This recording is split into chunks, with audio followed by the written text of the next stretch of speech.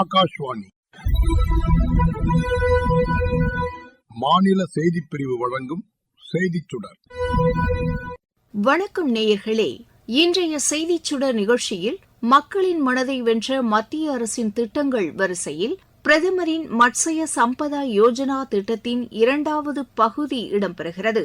முதல் பகுதியில பிரதமரின் மத்ஸ்ய சம்பதா யோஜனா திட்டம் குறித்தும் அதன் இலக்குகள், முக்கிய முன்முயற்சிகள், மீனவர்களுக்கான நன்மைகள் போன்ற பல்வேறு தகவல்கள் குறித்து சொன்னீங்க சார். இப்ப 2வது பகுதியில் மீன்வளத்துறையில் ஏற்படுத்தப்பட்டுள்ள ஸ்டார்ட் அப் நிறுவனங்கள், நவீன தொழில்நுட்பங்கள், ட்ரோன் பயன்பாடு, சந்தைப்படுத்துதல் மற்றும் வேலை வாய்ப்புகள் போன்ற பல்வேறு விஷயங்கள் குறித்து பேச போறோம். வணக்கம் சார். வணக்கம்.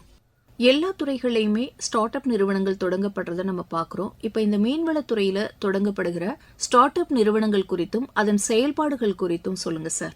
இதுவரைக்கும் 100 மீன்வள தொடக்க நிறுவனங்கள், கூட்டுறவு நிறுவனங்கள், மீன் விவசாயிகள், உற்பத்தியாளர் அமைப்புகள், சுய உதவி குழுக்கள், இவங்களெல்லாம் என்கரேஜ் பண்றதுக்காக 3 காப்பீட்டு மையங்கள் நிறுவப்படும் என்று அறிவித்திருக்கார்கள். இப்போ ஆல்ரெடி அந்த ப்ராசஸ் போயிட்டு இருக்கு. காப்பீட்டு மையங்கள் மெயினா இந்த 100 மீன்வள தொடக்க நிறுவனம், இதை எந்த அளவுக்கு இவங்க ஸ்டார்ட் அப் பண்ணி அவங்களுக்கு என்ன மாதிரி சப்போர்ட் எல்லாம் வேண்டிருக்கும், என்ன மாதிரி கைட்லைன்ஸ் எல்லாம் வேண்டிருக்கும் அப்படின்னு சொல்லி பொதுவாகவே அரசாங்கத்துக்கு கீழே ஸ்டார்ட் அப் எல்லா செக்டர் கீழையும் ஊக்குவிக்கிறாங்க. மீன்வள இதுலயும் அந்த அளவுக்கு மத்திய அரசாங்கம் ஊக்குவிக்கிறாங்க. ஒவ்வொரு துறையிலையும் நவீன தொழில்நுட்பங்கள் அதனுடைய வளர்ச்சிக்கு ரொம்ப முக்கிய பங்கு வகிக்குது. இந்த திட்டத்துல நவீன தொழில்நுட்பங்கள் எத்தகைய பங்கு வகிக்கின்றன? ட்ரோன் பயன்பாடு இது குறித்து சொல்லுங்க சார். இந்த NFDP போர்ட்டல் இருக்கு, தேசிய மீன்வள மேம்பாட்டு திட்டம். இந்த திட்டத்தின் கீழே கைட்லைன்ஸ் வேணுங்கிறத கொடுத்திருக்காங்க. NFDP கீழே மீன்வள காப்பீடு, அப்புறம் நிறுவன கடன், அதை எஸ்டாப்ளிஷ் பண்றதுக்கு என்னென்ன மாதிரி லோன் ஃபெசிலிட்டி உண்டு என்ன விவசாயிகள் பார்த்து தெரிஞ்சுக்கலாம். இவங்க எல்லாருக்குமே ரிஜிஸ்ட்ரேஷன் சர்டிபிகேட், யார் யார் இந்த மாதிரி ஸ்டார்ட் அப் ஆகட்டும், சொசைட்டி ஆகட்டும், இந்த லோன் வாங்குறதுக்கு இது எல்லாருக்குமே ரிஜிஸ்ட்ரேஷன் சர்டிபிகேட், இது எல்லாமே இந்த NFDP போர்ட்டல் மூலம் கொடுத்துறாங்க. இதையும் தாண்டி மீன் போக்குவரத்து இருக்கு. ட்ரோன் தொழில்நுட்பத்தை பயன்படுத்துவது, அதை குறித்து ஒரு முன்னோடி திட்டம் ஆரம்பிச்சு கொடுத்திருக்காங்க. தென் மீனவர்களின் பாதுகாப்பு, அதையும் தாண்டி கம்யூனிகேஷன், அந்த communication உறுதிப்படுத்துவதற்காக 1,00,000 transponders vessel communication system அதை எஸ்டாப்ளிஷ் பண்ணிருக்காங்க. மீன்வளத்துறை கீழே கிளைமேட் ரெசிலியன் வில்லேஜஸ் எஸ்டாப்ளிஷ் பண்ணிருக்காங்க. 52,058 நீர்த்தேக்க கூண்டுகள், அப்புறம் 22,057 மறு சுழற்சி மீன்வள அமைப்பு, பயோஃபிளக் டெக்னாலஜி, பயோஃபிளக் அலகுகள், இதெல்லாமே தொழில்நுட்பம் இதுக்கு வருது. 1,500 கடல் கூண்டுகள் இதெல்லாமே எஸ்டாப்ளிஷ் பண்ணிருக்காங்க. மொத்தமா 3,040 கோடி முதலீட்டுல இதெல்லாமே பண்ணிருக்காங்க. இந்த பயோஃபிளக் டெக்னாலஜி அப்படிங்கிறது ஒரு நிலையான மீன் வளர்ப்பு முறை. இது நன்மை பயக்கும் நுண்ணுயிர் பயன்படுத்தி நீரில் உள்ள ஊட்டச்சத்துக்களை திரும்பி மறுசுழற்சி இந்த பயோஃபிளக் டெக்னாலஜி மூலம் பண்றாங்க. இந்த நுண்ணுயிர்கள் கொத்துக்களை உருவாக்குறது பயோஃபிளக். இவ இயற்கை தீவனமாக செயல்படுகின்றன, தண்ணீரை சுத்தம் செய்ய உதவுகின்றன. இந்த முறைக்கு நீர் பரிமாற்றம் குறைவா இருந்தா போறோம். எந்த ஒரு பொருளையும் மக்கள் கிட்ட கொண்டு சேர்க்கறதுல இந்த சந்தை வாய்ப்பு ரொம்ப முக்கியம் சார். அந்த வகையில மீன் உற்பத்தி மற்றும் மீன் பொருட்களை சந்தைப்படுத்துதலை வலுப்படுத்த இந்த திட்டத்தின் கீழ் மேற்கொள்ளப்படும் நடவடிக்கைகள் என்னென்ன சார்? இந்த திட்டத்தின் கீழ் மொத்தமா 3,281 கோடி செலவு பண்ணிருக்காங்க.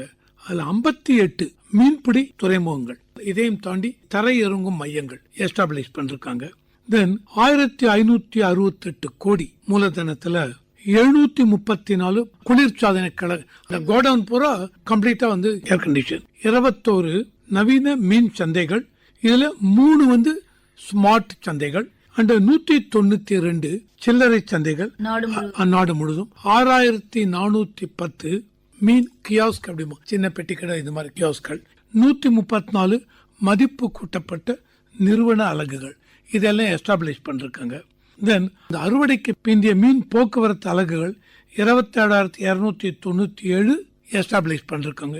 டிஜிட்டல் மீன் வர்த்தகம் 5 எஸ்டாப்ளிஷ் பண்ணிருக்காங்க. இதையும் தாண்டி FFPO அப்படிம்பாங்க, மீன் விவசாயிகள் உற்பத்தியாளர் அமைப்புகள், அவங்களுக்கு 2,195 மீன்வள கூட்டுறவுகள் இருக்கு.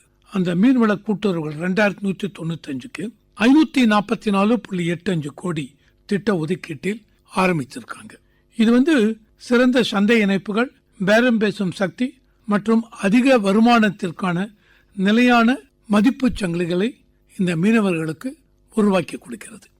மீன் உற்பத்தி மற்றும் மீன் பொருட்களை சந்தைப்படுத்துதல் ரொம்ப முக்கியமானது. இந்த சந்தைப்படுத்துதலை வலுப்படுத்த என்னென்ன திட்டங்கள் செயல்படுத்தப்படுகிறது அப்படின்னு சொன்னீங்க சார். இந்த திட்டத்தின் ஒரு பகுதியாக நவீனப்படுத்தும் ஒரு முறையாக தேசிய மீன்வள டிஜிட்டல் தளம் தொடங்கப்பட்டது. இந்த போர்ட்டல் குறித்து சொல்லுங்க சார். தேசிய மீன்வள டிஜிட்டல் தளம் NFDP அப்படிம்பாங்க. இது 2024 வருஷம் செப்டம்பர் 11 தொடங்கப்பட்டது. இந்த திட்டத்தின் மூலம் என்ன நன்மைகள் மீனவர்களுக்கு கிடைக்கும் அப்படிங்கறது அந்த போர்ட்டல் ஒரு சிங்கிள் விண்டோ சிஸ்டம். ஒரே இதுல எல்லா டேஷ்போர்டு மாதிரி கொடுத்திருப்போம். எல்லாத்தையுமே நீங்க அதுல பார்க்கலாம். இது அனைத்து பங்குதாரர்கள் பணி அடிப்படையிலான டிஜிட்டல் அடையாளங்களை யார் யார் உள்ள வராங்களோ அவங்களுக்கு டிஜிட்டலா அவங்களுடைய ஐடென்டிட்டி, உங்களுக்கு என்ன இது, எதுக்காக வந்திருக்கீங்க, எல்லா இன்ஃபர்மேஷனும் டிஜிட்டலி ரெக்கார்ட் ஆயிடும். இது மீனவர்கள், மீன் விவசாயிகள், கூட்டுறவு நிறுவனங்கள், அதையும் தாண்டி மதிப்பு சங்கிலி மையப்படுத்தப்பட்ட தரவு தளத்தை உருவாக்கி கொடுக்கிறது.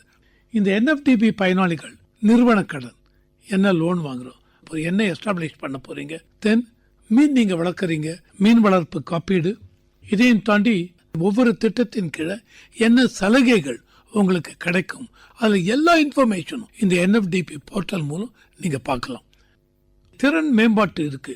அதுக்கு NFDPல அந்த ஆப்பர்ச்சுனிட்டிஸ்ல எங்க இருக்கு, என்ன ஸ்கில் வேணும், அதுக்கு என்னென்ன மாதிரி ஆப்பர்ச்சுனிட்டிஸ் இருக்கு, ஆல் தீஸ் இன்ஃபர்மேஷன் அந்த NFDP போர்ட்டல் கீழே இருக்கும். ஆஸ் ஆன் செப்டம்பர் 8, 2025 அப்படின்னு பார்த்தீங்க வச்சுங்களேன், NFDP போர்ட்டல்ல 27 லட்சம் பேர் ரிஜிஸ்டர் பண்ணிருக்காங்க. 27 லட்சம் பேருங்கிறது இண்டிவிஜுவல், செல்ஃப் ஹெல்ப் குரூப், கூட்டுறவு. 27 லட்சம் ரிஜிஸ்ட்ரேஷன் இந்த NFDP போர்ட்டல் இருக்கு. ஸோ இது என்ன காமிக்கிறது அப்படின்னா, அந்த அளவுக்கு இந்த NFDP போர்ட்டல் மீனவர்கள், மீன்பிடி தொழிலை சார்ந்த இவங்களுக்கு எந்த அளவுக்கு உதவியாக இருக்கிறது அப்படிங்கறத காமிக்கிறது. மீனவர்கள் மற்றும் மீன்பிடி தொழிலில் ஈடுபட்டுள்ள அனைவருக்கும் இந்த டிஜிட்டல் தளம் எவ்வளவு பயனுடையதா இருக்கு அப்படிங்கறத சொன்னீங்க. பெண்களுக்கு அதிகாரம் அளிப்பதில் பிரதான் மந்திரி மத்ஸ்ய சம்பதா யோஜனா திட்டத்தின் பங்களிப்பு என்னவா இருக்கு சார்? பெண்களுக்கு பயனாளிகள், அவங்க சார்ந்த செயல்பாடுகள், இதையும் தாண்டி புதுசா தொழில் முனைவோர், இவங்களுக்கு நீங்க என்ன ஆரம்பிக்கிறீங்களோ அந்த திட்டத்துடைய காஸ்ட் என்னவோ அந்த காஸ்ட்டை நீங்க போட்டு கொடுக்குறீங்க. எனக்கு 5 கோடி ரூபாய் வேண்டும் அப்படின்னா இந்த விமன் ஆண்டர்பிரினர்ஸ் அவங்களுக்கு என்ன பண்றாங்க, 60% லோன் மாதிரி கொடுப்பாங்க. நீங்க புதுசா ஆரம்பிக்கிறீங்களா, திட்டத்துக்கு மேக்சிமம் 1.5 கோடி ரூபாய் அதுதான் உங்களுக்கு கடன் மாதிரி கொடுக்குறாங்க. 2020-21 இது ஆரம்பிச்சதுலேருந்து 2024-25 ஃபைனான்சியல் இயர் இது வரைக்கும் நீங்கள் பார்த்தீங்கன்னு வச்சுங்க, அதான் மார்ச் 2025 முடிய 99,018 பெண்கள் இதில் பயனடைஞ்சிருக்காங்க. மொத்தமாக அவங்களுக்கு 4,062 கோடி மதிப்புள்ள திட்டங்கள் அவங்களுக்கு சாங்ஷன் பண்ணி கொடுத்துருக்காங்க. பிரதான் மந்திரி மத்ஸ்ய சம்பதா யோஜனா திட்டம் பெண்களுக்கு அதிகாரம் அளிக்கும் வகையில இந்த திட்டம் பங்களிப்பு செய்கிறது அப்படின்னு சொன்னீங்க சார். இந்த திட்டத்தினால் ஏற்பட்டுள்ள நேரடி மற்றும் மறைமுக வேலை வாய்ப்புகள் குறித்து சொல்லுங்க சார். இந்த திட்டம் நேரடி, இதையும் தாண்டி மறைமுக வேலை வாய்ப்புகளை ஈடுபட்டு எல்லாருக்கும். இந்த திட்டம் ஆரம்பிச்சதுல நீங்க பாத்தீங்க அப்படின்னா கர்நாடகா, திரிபுரா, இதையும் தாண்டி ஜம்மு அண்ட் காஷ்மீர், மற்ற எல்லா ஸ்டேட்டையும் பார்க்கறச்சு இந்த ஸ்டேட்லாம் அதிகமாக வேலை வாய்ப்பு கிடைச்சிருக்கு.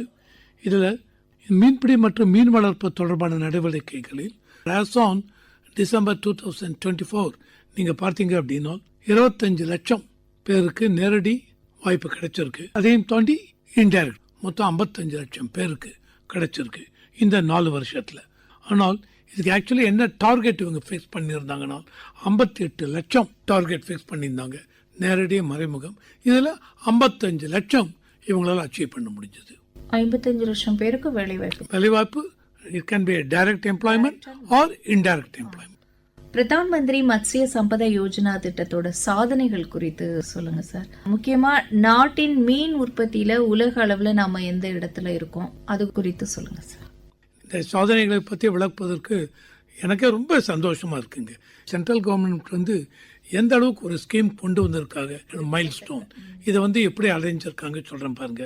இந்த ஸ்கீம் பார்த்தீங்கன்னு வச்சுங்க, இந்தியாவுடைய மீன் வளர்ச்சி துறையை டோட்டலாக டிரான்ஸ்ஃபார்ம் பண்ணிருக்காங்க. ஃபைனான்சியல் இயர் 2024-25 மீன் உற்பத்தி இந்தியா பெரிய ஒரு சாதனையை படைச்சிருக்கு. 195 லட்சம் டன் உற்பத்தி பண்ணிருக்காங்க. இது வந்து 2019-20 141.64 லட்சமா தான் இருந்தது. ஆனால் இப்போ 195 லட்சம், ஒரு 54 லட்சம் டன் அதிகரிச்சிருக்கு. இந்தியா வந்து மீன் உற்பத்தி திட்டத்தின் மூலம் உலகத்திலேயே 2வது பெரிய மீன் உற்பத்தியாளராக இந்தியா உருவடைஞ்சிருக்கு. டோட்டலா வேர்ல்டு பூரா மீன் ப்ரொடியூஸ் பண்றாங்க. அதுல இந்தியாவுடைய பங்களிப்பு பார்த்தீங்கன்னு வச்சுங்க 8%. மீன் எவ்வளவு ஏற்றுமதி பண்றாங்க அப்படின்னு பார்த்தீங்கன்னு வச்சுங்க 2019-20 ஆண்டுல பார்த்தீங்கன்னா 46,663 கோடி ஏற்றுமதி பண்ணிருக்காங்க. பைனான்சியல் இயர் 2023-24 நீங்க பார்த்தீங்கன்னா 60,525 கோடி இதை ஏற்றுமதி பண்ணிருக்காங்க. இவ்வளவு ஏற்றுமதி பண்றது என்ன அப்படின்னா, உலக அளவுல கடல் உணவு சந்தை இந்தியா வந்து தனக்குன்னு ஒரு தனி இடத்தை எஸ்டாப்ளிஷ் பண்ணிருக்கு. இந்த அளவுக்கு ஏற்றுமதி பண்றதுனால மீன் தொடர்பான நடவடிக்கைகள் டிசம்பர் 2024 58 லட்சம் வேலை வாய்ப்புகள் உருவாக்கப்பட்டன. மீன் வளர்ப்பு உற்பத்தி திறன் பிப்ரவரி 2025 4.7 டன் ஹெக்டேராக அதிகரித்துள்ளது. இந்த மீனை பிடிச்சதுக்கு அப்புறம் எந்த அளவுக்கு லாசஸ் இவங்களுக்கு இருக்கும். எல்லா மீனும் விற்க முடியாது, சிலதெல்லாம் கம்ப்ளீட்டா இதுவாயிடும். இந்த திட்டத்தின் மூலம் புது புது ஸ்கீம் எல்லாம் கொண்டு வந்து ஏற்கனவே சொன்ன அந்த ப்ளூ ரெவல்யூஷன் கீழே என்னென்ன கேப்ஸ் எல்லாம் இங்கே இருக்கு, அந்த கேப்ஸ் எல்லாம் எப்படி நிவர்த்தி பண்ணலாம். இதில் அறுவடைக்கு பிறகு லாஸ் வந்து டிசம்பர் 2024 அப்படின்னு பார்த்தீங்கன்னு வச்சுங்க 10% குறைக்கணும்னு. ஆனால் இவங்க 10-15% குறைத்திருக்காங்க. லாஸ் இழப்பு வந்து 15% குறைத்திருக்கு. இது வந்து மைல்ஸ்டோன் இந்த ஸ்கீமு கீழே. மத்திய அரசு இந்த திட்டத்தின் மூலம் என்னென்ன சாதனைகள்லாம் செஞ்சிருக்காங்க அப்படின்றத சொன்னீங்க.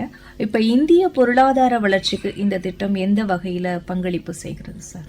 இந்த மீன்வளத்துறை 3 கோடி மக்களை வந்து குறிப்பாக அந்த பவர்ட்டி லைனுக்கு கீழே அந்த மக்களை ஆதரிக்கிறது. இது நாட்டினுடைய மொத்த மதிப்பு கூட்டல். அது வந்து விவசாயத்துக்கு மதிப்பு கூட்டல்ல 6.724% அதிகரிச்சிருக்கு. மீன்வள மேம்பாட்டு திட்டங்கள் கீழே 21,274 கோடி மதிப்புள்ள மீன்வள மேம்பாட்டு திட்டங்கள், அதுக்கு வந்து மீன்வளத்துறை ஒப்புதல் கொடுத்திருக்காங்க. இந்த ஒப்புதல் என்ன பண்றது, இந்த திட்டத்தினுடைய பரந்த அளவிலான தாக்கத்தை பிரதிபலிக்கிறது. 55 லட்சம் பேருக்கு டைரக்ட் இன்டைரக்டா வேலை வாய்ப்பு உருவாக்கி கொடுத்திருக்காங்க. மெயினா கர்நாடகா, திரிபுரா அண்ட் ஜம்மு காஷ்மீர் ஸ்டேட்ல அதிகமாக கிடைச்சிருக்கு. இந்த ஸ்கீம் ஆரம்பிச்சிலிருந்து மீன் உற்பத்தி 38% அதிகரிச்சிருக்கு. முதல்ல வந்து எவ்வளவு ஏற்றுமதி பண்ணாங்கன்னு சொன்னேன். அது மூலம் இப்ப கிடைக்கக்கூடிய வருவாய் 33.7% இன்க்ரீஸ் ஆயிருக்கு. ஸோ இந்த புள்ளி வருவம்லாம் நீங்க பார்த்தீங்கன்னு வச்சுக்கோங்க, மீன்வளத்துறையில எந்த அளவுக்கு பிரதம மந்திரி மத்ஸ்ய சம்போதய யோஜனா எந்த அளவுக்கு ஒரு பாசிட்டிவ் இம்பாக்ட கொடுத்திருக்கு அப்படின்னு பார்க்கலாம்.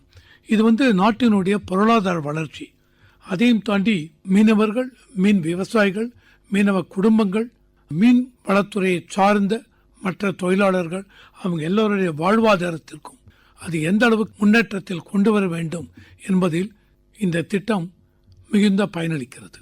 மீன்வளத்தை மேம்படுத்தவும் மீனவர்களுக்கும் பல்வேறு திட்டங்களை செயல்படுத்தி அவர்களின் வாழ்வாதாரத்தை மத்திய அரசு எந்த அளவு உயர்த்திருக்கு அப்படிங்கறத தெரிஞ்சுக்க முடியுது சார். சில இடைப்பட்ட காலங்களில் மீன்பிடி தடைக்காலம் மற்றும் பருவநிலை மாற்றம், புயல் போன்ற இயற்கை பேரிடரின் போது இந்த மீனவர்கள், அதை சார்ந்த தொழிலில் ஈடுபட்டுள்ளவர்கள் பாதிக்காத வண்ணம் கடல் பாசி வளர்ப்பு திட்டம் போன்ற பல்வேறு முன்முயற்சிகளை மத்திய அரசு எடுத்துட்டு இருக்குது அப்படிங்கறதையும் சொன்னீங்க சார்.